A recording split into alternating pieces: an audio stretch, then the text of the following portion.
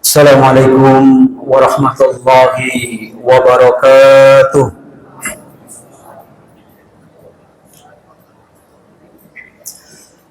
Alhamdulillah, alhamdulillahilladzi hadana lihada wa ma kunna linahtadiya laula an hadana Allah. Ashhadu an la ilaha illallah wahdahu la syarika lah. وأشهد أن محمدا عبده ورسوله لا نبي بعده. اللهم صل وسلم وبارك على هذا النبي الأمي الكريم محمد وعلى آله وأصحابه ومن تبعهم بإحسان إلى يوم الدين. أما بعد، فقال الله تبارك وتعالى في كتابه الكريم: سبحانك لا علم لنا إلا ما علمتنا إنك أنت العليم الحكيم. رب اشرح لي صدري ويسر لي أمري واحلل عقدة من لساني يفقهوا قولي. Kaum muslimin, jamaah sholat maghrib yang dimuliakan Allah Subhanahu wa Ta'ala, alhamdulillah, dengan mengucapkan kalimat tahmid kita bersyukur kepada Allah Subhanahu wa Ta'ala atas limpahan nikmat, taufik dan hidayahnya, sehingga sampai saat ini alhamdulillah kita masih ditasbitkan oleh Allah Subhanahu wa Ta'ala dengan keimanan, keyakinan dan ketauhidan kita kepada Allah Subhanahu wa Ta'ala. Kita juga bersyukur sampai saat ini kita juga masih diberikan keafiatan dan kesehatan oleh Allah Subhanahu wa Ta'ala, sehingga kita bisa melaksanakan perintah-perintah Allah. Kita masih bisa melaksanakan ketaatan kepadanya dan beribadah dengan sebaik mungkin. Jamaah sekalian yang dimuliakan Allah Subhanahu wa Ta'ala, kalau kita mau menengok ke belakang, kalau kita mau merefleksi diri dengan melihat sejarah perjalanan kehidupan kita, lalu kita bandingkan dengan kehidupan kita saat ini, tentu akan kita dapati berbagai kemajuan yang telah kita raih. Akan kita dapati berbagai kenikmatan-kenikmatan yang telah kita dapatkan. Akan kita dapati perubahan-perubahan besar yang mungkin dibandingkan dengan 10 tahun yang lalu, atau mungkin bahkan 20 tahun ataupun 30 tahun yang lalu. Mungkin dulu kita belum memiliki yang namanya mobil, sehingga kemana-mana kita harus berjalan kaki. Atau mungkin kita akan mengayuh sepeda, sampai pada peningkatan mungkin kita bisa mengendarai sepeda motor. Dan mungkin saat ini sebagian kita telah memiliki roda kendaraan 4, sehingga kita mendapatkan kenyamanan ketika kita mau safar atau bepergian kemana saja yang kita kehendaki. Dulu mungkin hidup kita sakit, kita mungkin mau makan enak saja mungkin susah. Tapi sekarang mungkin apa yang kita inginkan, mungkin dengan mudah kita akan memperoleh. Mungkin dulu kita akan membeli pakaian juga sangat sulit, sehingga belanja pakaian pun kita batasi. Namun saat ini Mungkin apa yang kita inginkan dari berbagai macam busana yang kekinian, kita mampu membelinya. Refleksi diri seperti ini sangat penting, sehingga akan memotivasi dan mendorong kita untuk memanjatkan kesyukuran kita kepada Allah Subhanahu wa Ta'ala. Karena kita sebagai orang yang beriman, kita yakin dengan seyakin-yakinnya dan yakin dengan sepenuh hati. Masya Allah, la khawla wa la quwwata illa billah. Apa saja yang dikehendaki oleh Allah,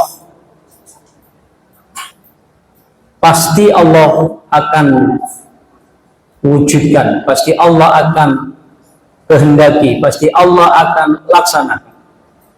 Dan salah satunya adalah berbagai kemajuan-kemajuan, berbagai perubahan-perubahan yang saat ini telah kita peroleh, sehingga merubah status sosial kehidupan kita, merubah strata sosial kita, mungkin merubah gaya hidup kita, mungkin merubah sebagian pola pikir kita.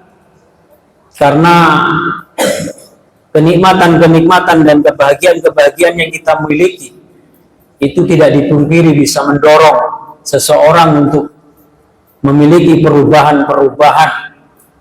Dan syukur alhamdulillah ketika perubahan yang kita miliki akibat dari kelebihan-kelebihan yang kita miliki tidak menjadikan kita justru melupakan Sang Khalik, melupakan siapa sejatinya diri kita, sehingga kita tidak menjadi congkak dan tidak menjadi orang yang sombong. Jamaah sekalian yang dimuliakan Allah SWT, oleh karena itulah tidak henti-hentinya kita bersyukur kepada Allah Subhanahu wa Ta'ala, dan kesyukuran kita pun sesungguhnya tidak akan mampu dan bisa mengalahkan nikmatnya Allah. Karena semakin kita bersyukur, semakin Allah tambahkan nikmatnya. Salah satu bentuk kesyukuran kita memang benar dengan ibadah.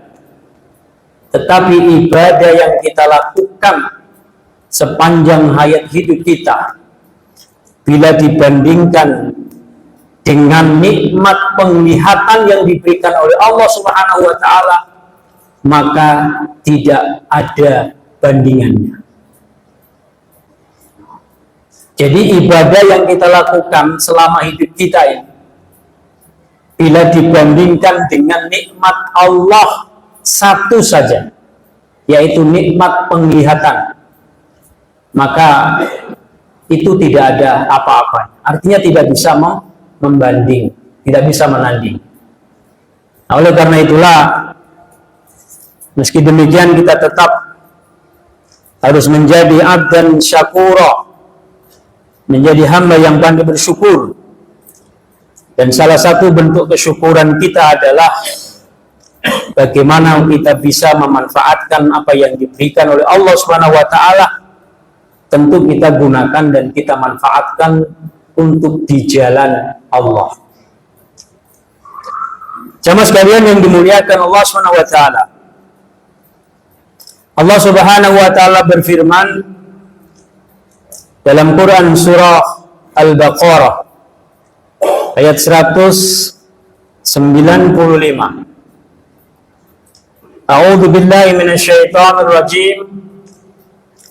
Wa anfiqu fi sabilillahi wa la tulqu bi aydikum ila tahluka wa ahsinu innallaha yuhibbul muhsinin.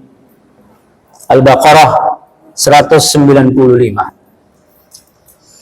yang artinya wa anfiqu fi sabilillah, dan belanjakanlah harta benda kalian fi sabilillah, di jalan Allah, wala tulqu bi aydikum ila tahluka, dan janganlah kalian menjatuhkan diri kalian sendiri ke dalam kebinasaan. Wa aksinu, dan berbuat baiklah. Innallaha yuhibbul muhsinin. Sesungguhnya Allah Subhanahu wa taala menyukai orang-orang yang berbuat baik. Ayyuhal ikhwah, dalam ayat ini ada 3 hal penting yang bisa kita ambil pelajaran untuk kita pedomani dan kita amalkan dalam kehidupan kita sehari-hari. Yang pertama adalah wa anfiqu, dan belanjakanlah. Ini merupakan fi'il amar, wa kullu amrin yadullu alal wujub. Dan fi'il amar itu menunjukkan kepada kewajiban. Anfiqu isim masdarnya infaq, dari kata anfaqa, yunfiqu infaq, yang berarti membelanjakan.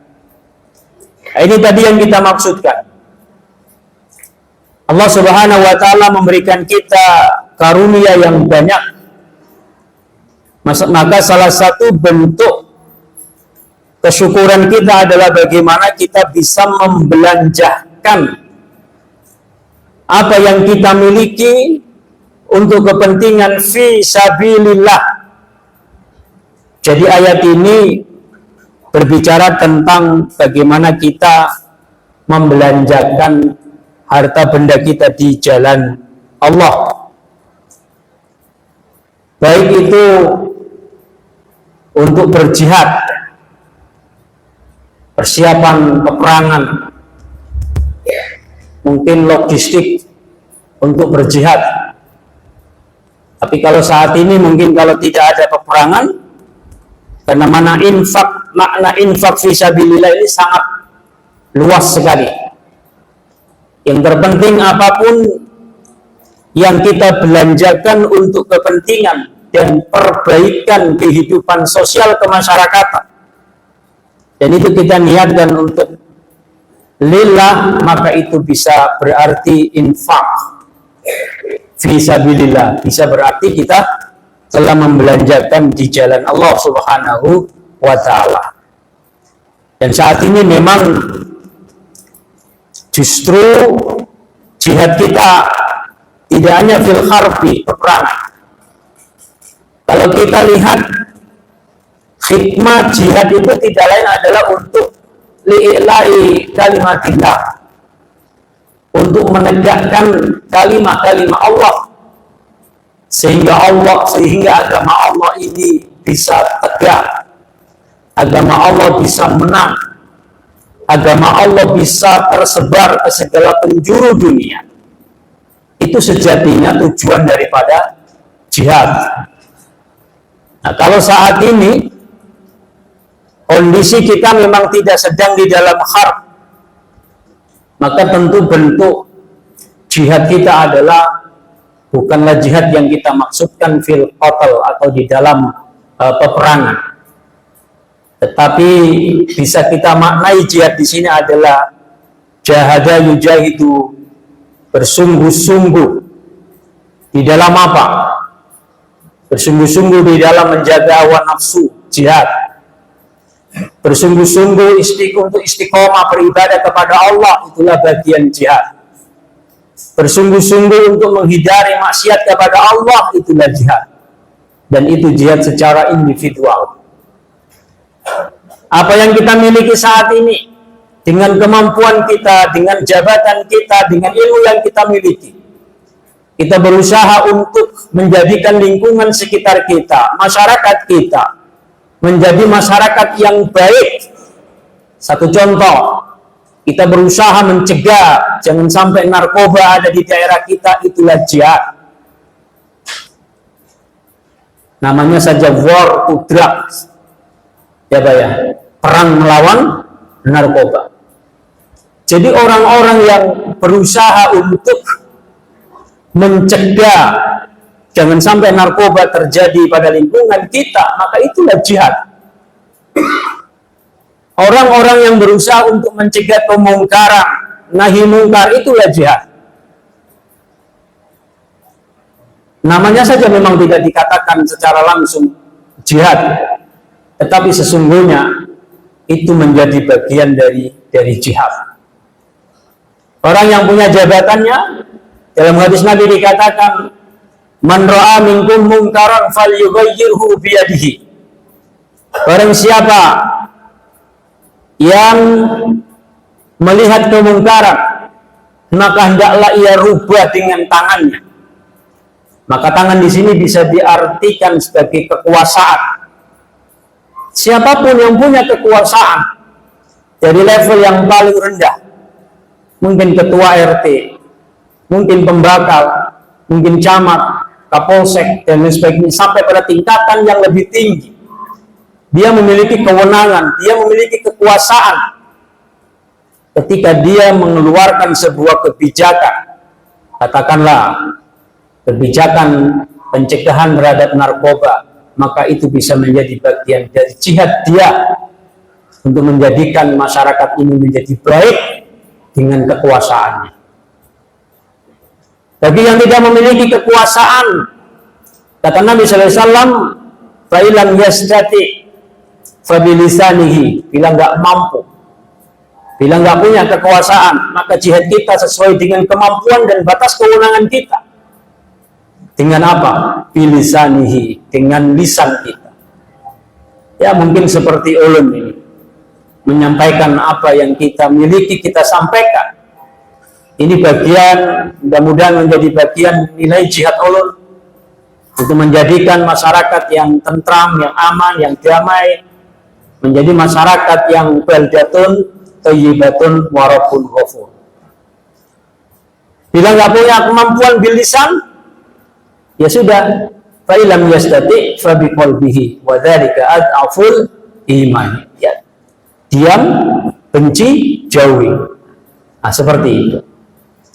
Nah, bagi kita yang memiliki kemampuan, terutama mungkin kemampuan finansial, maka kita arahkan kemampuan finansial itu bagaimana untuk tegaknya agama kita, untuk perkembangan agama kita, untuk syiarnya agama kita. Kita belanjakan fisabilillah, membangun masjid, memberikan beasiswa anak untuk menempuh ilmu syariah, untuk pengembangan sekolah, langgar, dan lain sebagainya.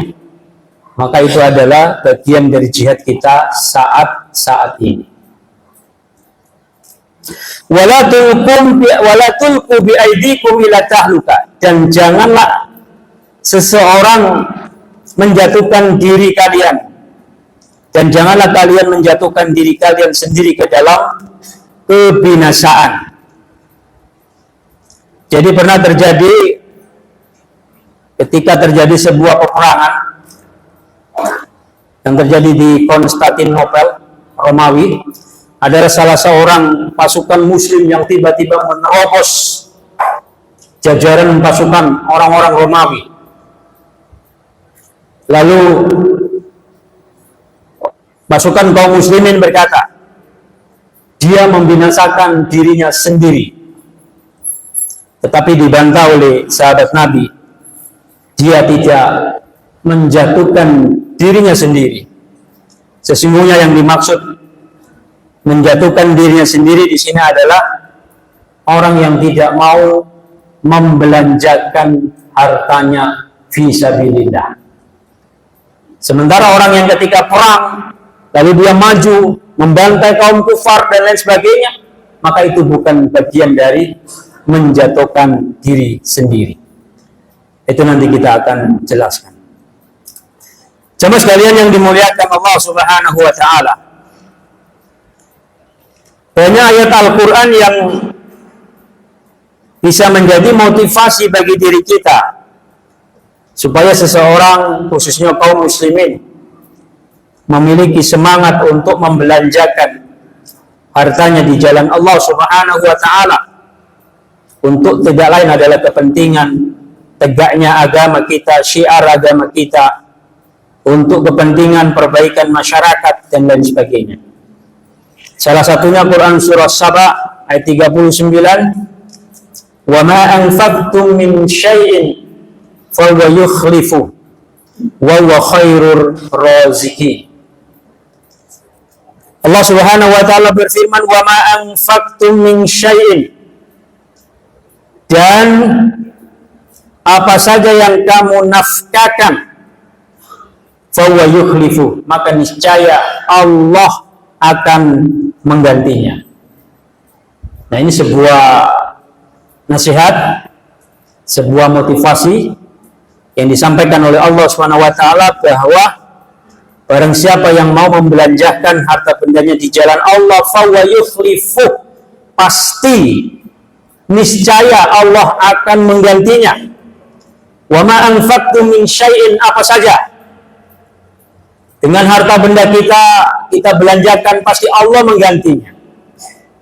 Kita punya gagasan, ide brilian, kita sampaikan, lalu itu dikerjakan oleh orang, maka itu akan menjadi infak baginya, Allah pasti akan ganti. Orang yang punya produktivitas, kekuatan fisik, lalu dia gunakan untuk kepentingan-kepentingan fisabilillah, maka Allah pun akan menggantinya. Wa yukhlifu, pasti Allah akan menggantinya. Wa huwa khairur raziqin, dan dia, Allah Subhanahu wa taala adalah khairur raziqin, zat sebaik-baik yang maha memberi rizki.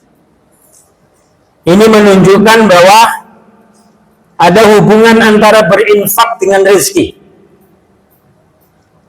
Allah Subhanahu wa taala akan memberikan balasan bagi orang yang mau membelanjakan harta bendanya di jalan Allah. Di dunia Allah akan diberikan keluasan rezeki, dan di akhirat nanti Allah akan kasih tambahan. Salah satu tambahannya tentu tidak lain adalah pahala yang berlipat ganda. Akan nanti dijelaskan di hadis Nabi, ada tambahan khusus bagi orang-orang yang membelanjakan harta bendanya di jalan Allah, yaitu Allah akan memperlihatkan wajahnya kepada orang yang membelanjakan harta bendanya di jalan Allah. Jemaah sekalian yang dimuliakan Allah Subhanahu wa taala. Jadi infak ada hubungannya dengan rezeki. Insyaallah orang-orang yang gemar untuk membelanjakan harta bendanya di jalan Allah, Allah akan semakin mudahkan. Jadi dapat ulun sampaikan bahwa berinfak adalah kunci untuk membuka rezekinya Allah. Ayat lain,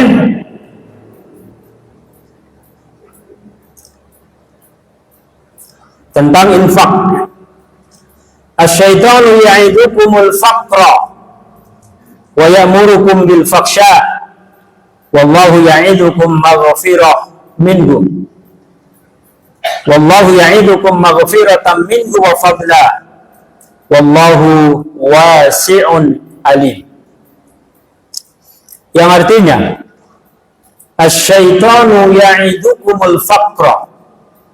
Syaitan menjanjikan, menakut-nakuti, membisikkan dalam dada setiap orang apa yang dibisikkan, apa yang ditakut-takutkan, apa yang dijanjikan oleh syaitan, yaitu al-faqra, kemiskinan. Nggak usah kau berinfak, nggak usah kau beramal, nanti kau jatuh miskin. Nah, itu gangguan setannya seperti itu. Sudah mau infak, sudah mau membelanjakan harta di jalan Allah, datang setan membisik. Kada usah, nanti kamu jatuh miskin, nanti kau jadi fakir. Nah, itu setan. Asy-syaitanu ya'idukumul faqra. Yang pertama. Yang kedua, wa ya'murukum bil fahsya. Dan setan itu menyuruh kamu untuk apa? Berbuat kejahatan, kekejian. Dalam kurung di sini adalah kikir. Jadi setan membisikkan kita jangan berinfak, nanti miskin. Kenapa? Karena memang setan sejatinya ingin supaya kita menjadi orang kikir. Nah, sementara orang kikir itu termasuk orang yang menjatuhkan dirinya sendiri di dalam kebinasaan. Ya, jadi kita bisa memaknai bagaimana menjatuhkan diri dalam kebinasaan. Jadi orang yang pelit, orang yang kikir, orang yang tahu bahwa tidak mau berinfak di jalan Allah, itu sama dengan wala tulqu bi aidikum ila tahlukah, seperti itu. Wallahu ya'idukum maghfiratan minhu wa fadlah. Sementara Allah menjanjikan untuk maghfirah, ampunan, minhu wa fadlah, dan juga karunia. Wallahu wasi'un alim, dan Allah maha luas karunianya, lagi maha mengetahui. Nah, ayat ini juga menunjukkan bahwa dengan berinfak fisabilillah, maka innal hasanat yudhibnas sayyi'at. Sesungguhnya kebaikan-kebaikan yang kita kerjakan itu akan menggugurkan dosa-dosa yang mungkin pernah kita perbuat. Jadi salah satu hikmahnya, salah satu manfaatnya ketika kita mau berinfak fisabilillah, maka Allah SWT akan mengampuni dosa-dosa kita. Yang kedua, wa fadlah. Allah menjanjikan karunia-Nya. Makna karunia itu luas, bukan hanya bentuk rezeki saja. Makna karunia bisa berarti kesehatan, bisa berarti anak yang saleh, punya istri yang taat, yang baik, keluarga yang sakinah, mawaddah warahmah, bekerja di lingkungan yang enak. Apapun kenyamanan, kenikmatan yang kita peroleh, itu bagian dari karunia Allah Subhanahu wa Ta'ala. Dan dengan kita gemar berinfak, gemar membelanjakan harta benda kita di jalan Allah, maka itu semua akan kita dapatkan. Wallahu wasi'un alim, dan Allah itu maha luas karunia-Nya, lagi maha mengetahui. Jamaah sekalian yang dimuliakan Allah Subhanahu wa Ta'ala. Kemudian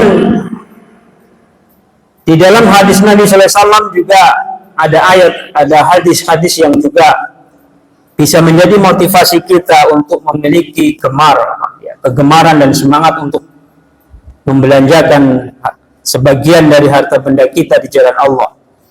Salah satu hadis Nabi sallallahu alaihi wasallam, "Ma min yawmin yusbihul ibad fihi illa malakani yanzilani fayaqulu akhaduhuma Allahumma a'ti munfiqan khalafan wa yaqulu al-akhar Allahumma a'ti mumsikan talafan." Melihat hadis ini betul-betul menakutkan, ya Bu ya. Mengingat hadis ini, itu ada rasa takut. Jadi betul lah, karena ada rasa takut itulah, kan beribadah itu memang harus ada raghbah, kan harus ada rasa khasyahnya, rasa takut. Kita takut jatuh miskin, ya saja berinfak. Mendengar hadis ini memang wajar kita takut. Coba kita lihat artinya. Ma min yaumin yusbihul ibad, tidaklah para hamba berada di pagi hari, fihi illa malakani, melainkan pada pagi itu terdapat dua malaikat yang turun. Nah, ini hadis yang bisa menjadi dasar afdolnya berinfak di waktu pagi. Nah, mungkin di sini sudah biasa celengan subuh seperti itu. Bayangkan, tidaklah para hamba berada di pagi hari, melainkan pada pagi itu terdapat dua malaikat yang turun. Jadi setiap hari Allah tugaskan dua malaikat yang turun di pagi hari itu. Fayaqulu akhaduhuma, satu malaikat berkata, Allahumma a'ti munfiqan khalafan, ya Allah, berikanlah gantian kepada orang yang berinfak. Tadi ayat lain mengatakan wa ma anfaqtum min syai'in fahuwa yukhlifu. Barang siapa yang membelanjakan apa saja yang ia punya di jalan Allah, fahuwa yukhlifu, maka pasti Allah akan menggantinya. Ini lagi doa malaikat, Allahumma a'ti munfiqan khalafan. Ya Allah, berikan gantian bagi orang yang mau berinfak. Sudah didoakan ya Pak ya. Subuh itu 10.000 sudah didoakan gantinya. Berapa gantinya? Berapa gantiannya? Kalau dalam Quran surah Al-Baqarah, masalul ladzina yunfikuna amwalahum fi sabilillahi kamathali habbatin ambatat sab'a sanabila fi kulli sumbulatin mi'atu habbah wallahu yudha'ifu liman yasha wallahu wasi'un alim. Ya kan? Satu bulir biji bisa tumbuh berapa? 7. Satu bisa tumbuh 7, bahkan bisa bertumbuh sampai 700. Wallahu yudha'ifu liman yasha, bahkan Allah bisa melipat gandakan lebih dari itu bagi yang Allah kehendaki. Makanya tadi Allah janjikan wallahu ya'idukum maghfiratan minhu wa fadla. Allah janjikan bagi orang berinfak itu bukan sebuah faktor kemiskinan, tidak.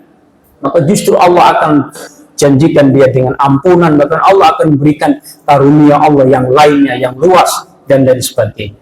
Nah, seperti itu. Wa yaqulul akhir, dan berkatalah malaikat yang satu, Allahumma a'ti mumsikan talafan. Ya Allah, berikanlah kebinasaan atau harta kepada orang yang menahan hartanya. Nah, ini ya, lebih cocoknya adalah orang-orang yang kikir ya, orang-orang yang pelit. Nah, coba kalau dengar hadis ini kan takutan, Pak. Allahumma a'ti mumsikan talafan. Ya Allah, berikan kehancuran, berikan kebinasaan bagi siapa? Bagi orang yang menahan hartanya. Berikan kebinasaan. Nah, tadi sudah katakan hadis ayat yang tadi. Ayat Al-Baqarah 195 tadi. Wala tulqu bi aidikum ila tahluka. Itu bisa dimaknai jangan kau menghancurkan, membinasakan dirimu ke dalam kehancuran. Maksudnya di situ adalah jangan pikir, jangan pelit, sehingga engkau nggak mau mengeluarkan harta bendamu untuk kepentingan jihad. Orang yang tidak mau mengeluarkan harta bendanya untuk kepentingan jihad, maka itu adalah orang yang binasa.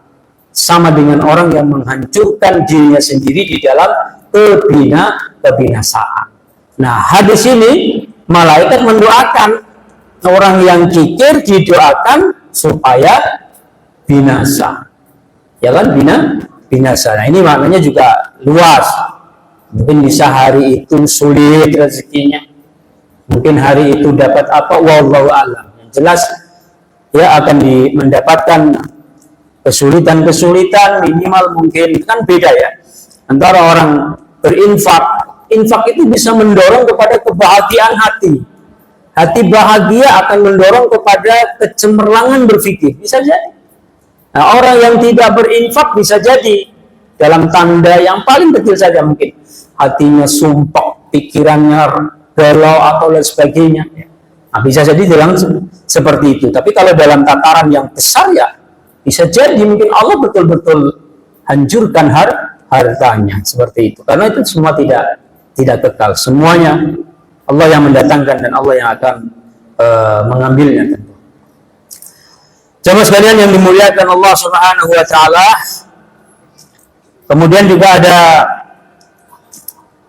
hadis Nabi sallallahu alaihi wasallam, qala Allah tabaraka wa taala, Allah yang Maha Suci lagi Maha Tinggi berfirman dalam hadis qudsi, ya bani Adam, wahai anak Adam, anfik alaika unfik. Wahai anak Adam, berinfaklah, niscaya aku akan berinfak kepadamu.